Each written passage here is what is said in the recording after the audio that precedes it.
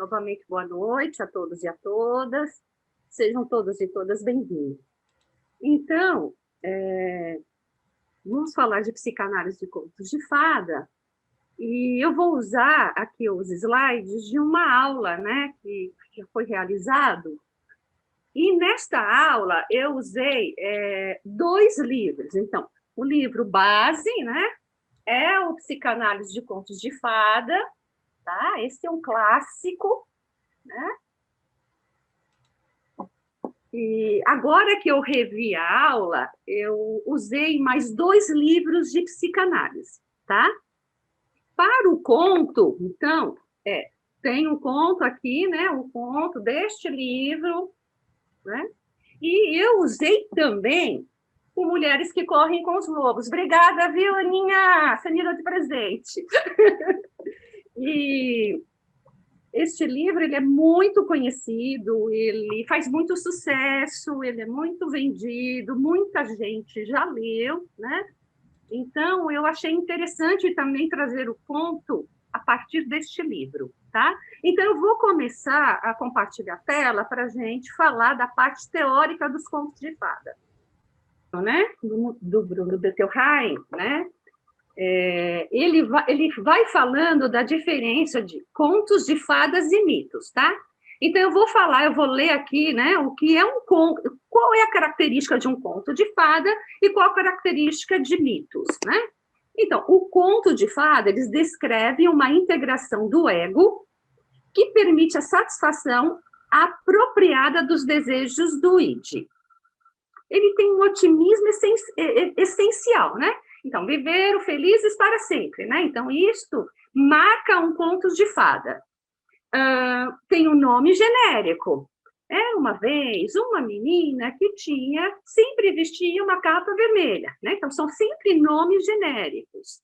Lugares inespecíficos, né? Num lugar bem distante, né? É sempre assim a narrativa, né? Ela é atemporal, né? Era uma vez, né? O era uma vez, né? Ele marca essa coisa atemporal. Tem uma questão existencial ou ética, né? Do qual a narrativa vai mostrando como se resolve. O objetivo primordial é a realização do ser humano. Os personagens são estereotipados, ou seja, então um é só bom, o outro é só ruim, né? Então, ele não tem, nos contos de fada, não tem a integração, né, dos lados, né? Ele separa, né, parte de uma personalidade em personagens diferentes. Os personagens são estereotipados, a base humana é universal, o filho mais novo ou desprezado vence os opressores pessoais. E geralmente é o terceiro, né? É o terceiro filho que parte para a aventura. E os mitos, né? O mito, ele projeta uma personalidade ideal que age baseada nas exigências do superego. Então, a gente vê um herói, né? Um herói, ele é idealizado. Então, Ulisses, né? Ele parte, ou Aquiles, né? Ele parte para a sua história, né? A partir dessa questão estereotipada, tanto que é até chamado de herói. Tem um pessimismo difuso. Nomes e lugares específicos. Então, a gente tem mitologia greco-romana, mitologia hindu, mitologia nórdica, né? Então, procura explicar a criação do homem, do mundo e da morte, né? Porque naquela época, como que se explicava as mudanças de estações, né? Ou o início do mundo, era essa narrativa, né? Era a única narrativa. Um caráter religioso, até porque a mitologia tem, né, deuses, e naquela época eles eram cultuados, revelam em expressões culturais o caráter nacional de um povo e a regeneração da sociedade como um todo. E aí, gente, dos contos de fada, eu vou falar especificamente, eu vou ter que pular. Eu vou falar especificamente do ciclo noivo animal, tá? Esse nome, ciclo noivo animal, pelo que eu entendi, foi este autor que fala noivo animal. Embora, né, existe uma classificação de contos de fada, né? E lá coloca assim, noivo ou familiar que tem um caráter, né? Peraí, que tem um caráter. Deixa eu até pegar minha cola aqui.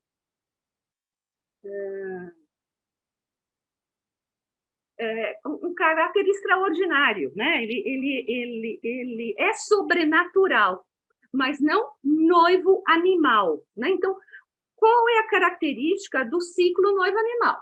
Uma fera, ela é transformada numa pessoa magnífica. É o afeto e a devoção da heroína que transforma o animal. Só se ela vier amá-lo verdadeiramente, ele será desencantado.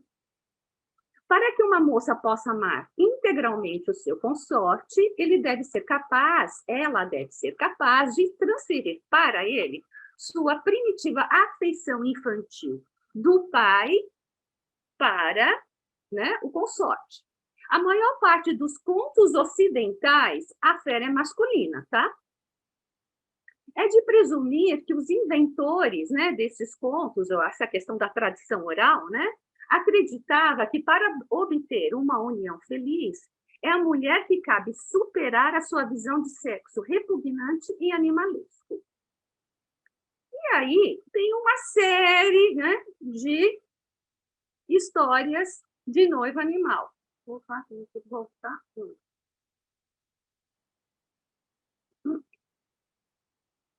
Então, o Barba Azul, né? O Barba Azul, ele não é um animal, né? Ele não caracteriza isso, o personagem, ele não é um animal. Mas o que mostra é a sua estranheza, né? O Barba Azul, ele é estranho. Então, assim, então, eu vou comparar aqui os dois autores, né? E a gente vai falar do Barba Azul. Então, é uma edição americana de 76, né? Ele tem a versão francesa. Então, ele pegou o conto de Perrault, porque quem escreveu esse conto foi Perrault, na França, né? Aí tem duas grandes perguntas, tá? Desse Contos de Fada, que vários autores tentam responder, e a gente também pode responder junto. Ele é um conto de fada? 2, tem final feliz? Lembra que eu estava falando da caracterização de um conto de fada? Né? Então, autores, né, de psicanálise, de contos de fada, eles tentam responder essa pergunta. Ele é um conto de fada? Ele tem um final feliz? Né? Aqui eu coloquei, né, fábula, porque esse autor, né, ele usou a versão francesa, que é de Perrault, e ele acredita que é muito mais fábula, porque se a gente pegar o livro de Perrault, né, eu reli, né, a versão, eu li as duas versões, né, tanto Perrault como Green. E aí, no final do conto, ele tem o moral da história. Então, ele é um conto, né, escrito por Perrault para, de alguma forma, alertar as moças, as jovens e suas famílias. Né? Então, no final, tem a moral da história, que nem as fábulas. Né? Por isso que o autor coloca fábula entre aspas. Né? Então, nessa versão, tem a festa com os convidados, que não frequentavam o castelo porque temiam o dono. E nesta versão não, né? A ossada de mulheres, né? Nas duas versões, a ossada de mulheres. Mas este autor questiona se existiu ou não essa ossada de mulheres. No livro, né, da Estes, é uma edição americana, de 92, ela usou a versão Green, mas ela coloca que ela pegou também a eslava, que tem uma característica forte de narrativa oral. ela coloca como um conto de fada, né? Então, isso a gente pode até discutir depois, e tem a visita das irmãs. Não é a festa, é a visita das irmãs. E aí ela coloca que essa versão ela é menos conhecida nos Estados Unidos e vamos falar bastante da ossada, né? Então, dos elementos, vamos começar a falar dos elementos do conto. Então, o Barba Azul, né? Então, na corte francesa, né, no período que foi escrito esse conto, não era usada a barba. Então, a barba não era um sinal civilizatório, muito pelo contrário, era meio selvagem. E o Perrault, ele apresenta esse personagem com barba, né? Pesquisadores também colocam, né, que talvez, né, quando ele coloca esse personagem com a barba, pode ser que ele era um estrangeiro, tá? Que ele talvez não um europeu. E aí a gente vai vendo, também a gente pode ver o conto de fada ou o personagem Barba Azul como o estrangeiro, ou como o estranho. E eu penso né, que dentro da psicanálise, a gente sempre olha o estrangeiro dentro da gente. Tem um estrangeiro dentro da gente. Tem um estranho dentro da gente pelas características do inconsciente. A azul. A barba azul, né? Azul, né? Ela é uma cor, né, que no primeiro momento a gente pensa no céu, né, é celestial, né?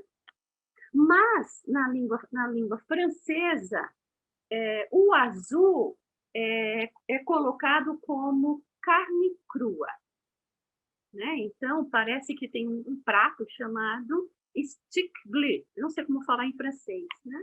Não sei se é mal passado. E no inglês a gente sabe que blue tem a ver com tristeza, né? Tem o ritmo musical blue, né? Que tem uma tristeza, uma certa melancolia, tá? O Barba Azul, né, coloca-se, né, a psicanalista Elisabeth Konietzko, ela coloca que esse conto ele foi inspirado numa pessoa, né, Gilles de Rany. Ele era um soldado que lutou ao lado de Joana d'Arc, Gilles de Rany, né? Ele lutou ao lado de Joana d'Arc e quando terminou a guerra, né, ele foi preso, condenado, enforcado por sequestrar crianças camponesas, geral, de preferência homens, belos, né, do qual ele torturava, estuprava e assassinava. Então, a gente está falando de um assassino em série, né? E o Barba Azul tem essa característica de ser um assassino em série, né? Então, o conto começa, né, dessa nova e jovem esposa sendo a 7ª esposa. Então, o número 7, ele é bastante usado nos contos de fada, né? Os 7 anões, e o 7 tem uma simbologia, né? Uma simbologia que está finalizando um ciclo e está iniciando outro. Então, 7 dias da semana, 7 notas musicais, os setênios. Então, assim, já mostra, né, que aquele ciclo vai ser diferente. Então, essa jovem esposa, ela é a 7ª esposa. Agora, os estudiosos de contos de fada colocam, então, assim, não sabemos o que a primeira esposa fez, né, para ele assassinar. Porque se tinha a questão da curiosidade e abrir o aposento proibido, a gente não sabe o que acontece com a primeira esposa. Então, vamos lá, vamos ver, né, as características aqui pelo o Beutelheim. Então, ele coloca, né, que é o mais monstruoso dos maridos dos contos de fada.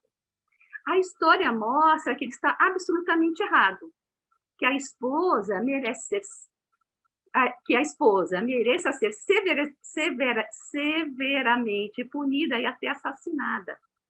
Barba Azul empenhado em satisfazer sua vontade em possuir a companheira, mas ele é incapaz de amar alguém. E tampouco pode ver alguém que o ame. Por que o autor coloca isso? Porque nós vamos ver a simbologia da chave e do sangue.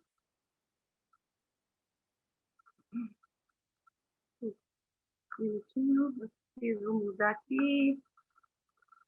Então, a chave e o sangue. Né? Então, a chave, como ele é fálico, né? Um objeto fálico, este autor coloca que é um conto a respeito da tentação sexual. Que a mulher de Barba Azul cometeu uma imprudência sexual. Então, este conto, ele vai falando dos aspectos destrutivos do sexo.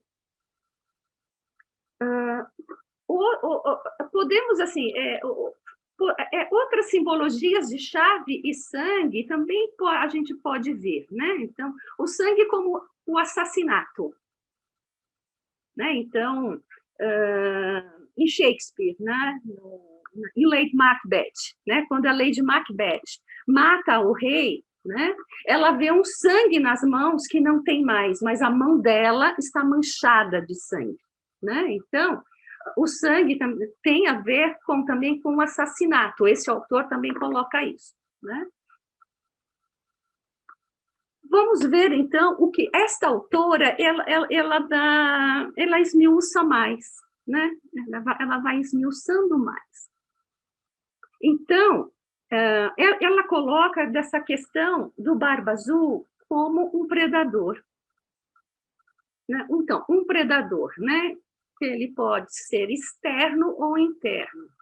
Então, um predador, né? Que deseja a superioridade, o poder sobre os outros, que deseja extinguir as luzes da psique. Predador como marido, namorado ou amante, ou um predador interno. Mulheres criadas no modelo de renúncia dá enorme poder ao predador interno e nos prepara para ser presa para o outro. Então, ela coloca também, né, que esse elemento do predador interno, então, aparece nos contos de fada como um noivo animal, né? Pode aparecer como um assassino, pode aparecer como uma mulher malvada. Mas também ela coloca que pode aparecer nos sonhos, principalmente nos sonhos, quando tem a perseguição e invasão, né? Onde a gente tem a invasão e a gente é perseguido. Então, a jovem esposa, né? Então, vamos falar aqui do símbolo da jovem esposa, né? Então, ela é a irmã mais nova da história, né? As duas mais velhas não concordam em casar com Barba Azul. Ela concorda, né? Ela concorda não só porque ela é ingênua e ela é mais jovem, né? Porque os ciclos de noiva animal, ela é a luta da maturidade, né? Para você estar mais maduro. Não só porque ela é ingênua, mas ela foi seduzida pelo prazer do ego. Ela foi seduzida por roupa bonita, ela foi seduzida pelo castelo, ela foi seduzida por joias, ela foi seduzida por status. Então, aqui a gente vê que teve um casamento por interesse. Então, ela quis ficar na ignorância. O casamento, né? Então, nos contos de fada, simboliza a procura de um novo status, o desdobramento de uma nova camada de psique, por isso que a maioria dos contos de fada termina em casamento e foram felizes para sempre, né? Porque é uma nova camada. Só que neste conto, a autora coloca, ocorre o casamento fatal, a fusão da doce ingenuidade com a escuridão covarde. Antes de eu falar da chave, né? Então, eu falei já da chave do sangue, né? Um autor fala, agora nós vamos comparar com isso. Mas eu não coloquei que também tem a questão da simbologia das irmãs. Né? As irmãs elas são aquelas que questionam. Mas por que você não pode abrir este aposento se a chave está aqui? Né? Então, ela coloca como as irmãs como a consciência. E a gente vê isso em outros contos, né? Em Pinóquio, o grilo falante, ele é a consciência. Em Eros e Psique, também tem as irmãs. Embora as irmãs estão com inveja da Psique, mas também ela questiona, por que você não pode ver o seu marido? Você não sabe com quem você se casou? Será que é um monstro mesmo? Né? É a partir daí, né, que a mulher ela vai atrás da verdade. Né? Então, Psique vai com a vela para ver o seu marido, e aqui a jovem esposa ela abre o aposento. Né? Então, para esta autora, a chave aqui seria a chave do conhecimento, a chave do mistério. Então, ela coloca isso, ó. Desobedecer às ordens do predador é importante. A chave que chora, ou a pergunta que clama, aquela pergunta que não quer calar. Nos contos de fada, a chave muitas vezes é representada por palavras. Então, em Alibabá, para abrir, né, para ele abrir a caverna e tem os tesouros, tem a palavra-chave, né, Simsalabim, né? Ou Peter Pan, ele tinha o pozinho e ele também tinha palavras-chave para sair voando, né? A pergunta-chave, né? Fazer a pergunta certa é o ponto central da transformação. Nos contos de fada, na psicanálise e na individuação, as perguntas são as chaves que fazem que as portas secretas da psique se escancarem. A natureza ingênua começa a amadurecer e questiona o que está por detrás disso. Né? O que está por trás do que é visível? Para onde vai me levar? Perguntas-chave, né? As perguntas que as mulheres mais precisam fazer, né? Lembra, né? É um livro, né? É um livro feito para mulheres.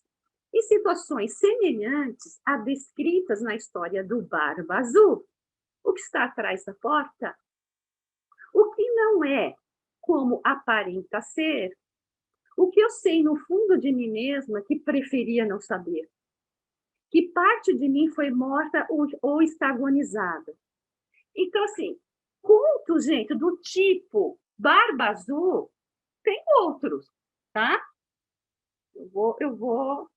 O Pássaro de Fischer, ou o Pássaro do Bruxo, de Green, o Noivo Salteador e o Nariz de Prata, que esse aqui ele é o italiano, né? O Calvino que compilou. Então, vemos contos tipo Barba Azul, e temos também contos de tipo Barba Azul ao contrário, que é o homem que vai atrás do aposento proibido. Então, é João, o Fiel, de Green, e o terceiro Calendar, das Mil e Uma Noites. Mas a diferença, quando ele é o contrário, né, o homem curioso é aquele que está investigando, ele não é severamente punido. Nesses contos que a gente falou, quando a mulher é curiosa, quando a mulher vai atrás, ela é ameaçada de morte. Né? E também tem um conto de aposentos proibidos. Tá? Um conto que também tem o aposento proibido, que é A Filha de Nossa Senhora, de Green. Também que não era para abrir o aposento. Então, assim, a gente está vendo que essa estrutura do aposento proibido, né, da chave, existe em outros contos. Os assassinatos, né? Então, foram 6, né? 6 esposas, ela é a 7ª, cometido pelo Barba Azul de todas suas esposas curiosas. É o assassinato da criatividade feminina, aquele que tem potencial para desenvolver todos os tipos de aspectos novos e interessantes. Então, uma das questões menos discutidas a respeito do processo de individuação, à medida que se lança a luz sobre as trevas da psique, com maior intensidade possível, a sombra, onde a luz não alcança, fica mais escura. E por isso também dá mais angústia. E por isso dá tanto medo de abrir aquele aposento proibido.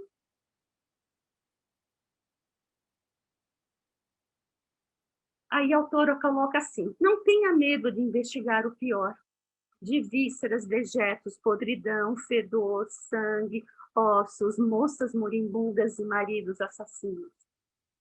Então, quando a moça, né, a jovem esposa, abre o aposento proibido, o Bruno Bettelheim coloca que talvez ela veja, porque ele olha, né, ele faz uma interpretação a partir de uma conotação sexual, talvez de uma traição.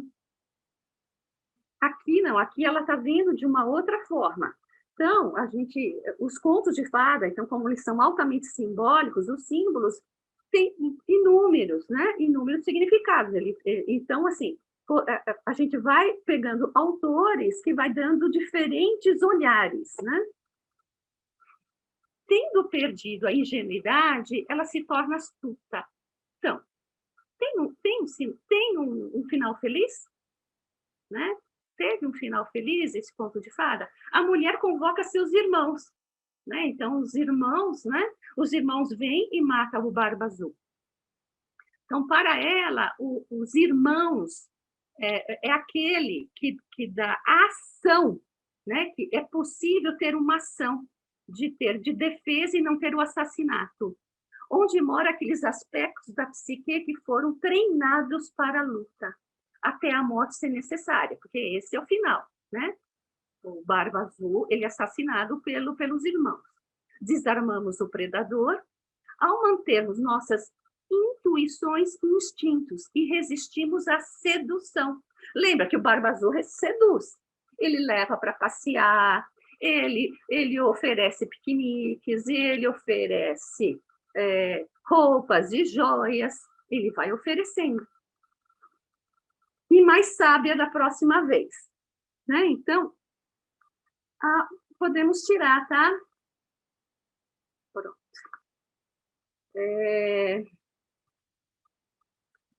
Os autores colocam isso, né? De que este conto, a protagonista jovem esposa, podemos dizer, né? Depois a gente abre e vocês podem dar a opinião de vocês, de que pode ser o que Bruno Bettelheim não acha que é um final feliz, tá? Não é um final feliz. Houve pouco aprendizado, não houve uma evolução dos personagens. Um morre e o outro mata, né?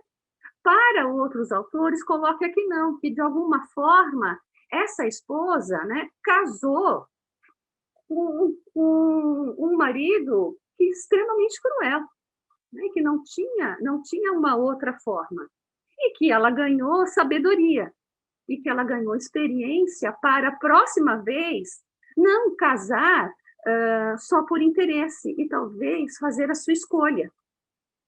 Né? Então, esse conto, vou falar um pouco do conto na cultura, né? e na arte. Este conto, ele é muito recontado. Né? Então, Angela Carter, né, a inglesa, na década de 70, recontou, né? Angela Carter, ela reconta vários contos de fada, né?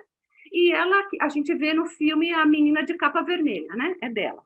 E no Brasil, né, a gente tem Monteiro Lobato, ele faz o reconto, Rubem Alves e Marina Colasanti. Então, ele é um conto que, a todo momento, ele está sendo revisto aí na literatura. No cinema, teve filmes, né, que ela tem esse formato da história Barba Azul. Então, eu vou falar o nome dos filmes, tá? O Segredo Atrás da Porta, de Fritz Lang, Interlúdio, de Alfred Hitchcock, A Meia Luz, de George Cukor. E essa semana, não foi essa semana, semana passada eu estava assistindo na Netflix a série Lucifer. E num dos episódios também vem os mesmos elementos do Barba Azul. Quem quiser ver, né? É na temporada 5, episódio 8. Aí, eu estava vendo as minhas anotações, né? E aí estava escrito, que eu não sei de onde tirei, tá? Também é indicado, né? A crônica de Clarice Lispector, Se Eu Fosse Eu. Tá? Então, a crônica está aqui, mas vamos abrir, acho que eu estou parando por aqui. Vamos abrir o microfone e aí a gente pode conversar e tirar alguma dúvida.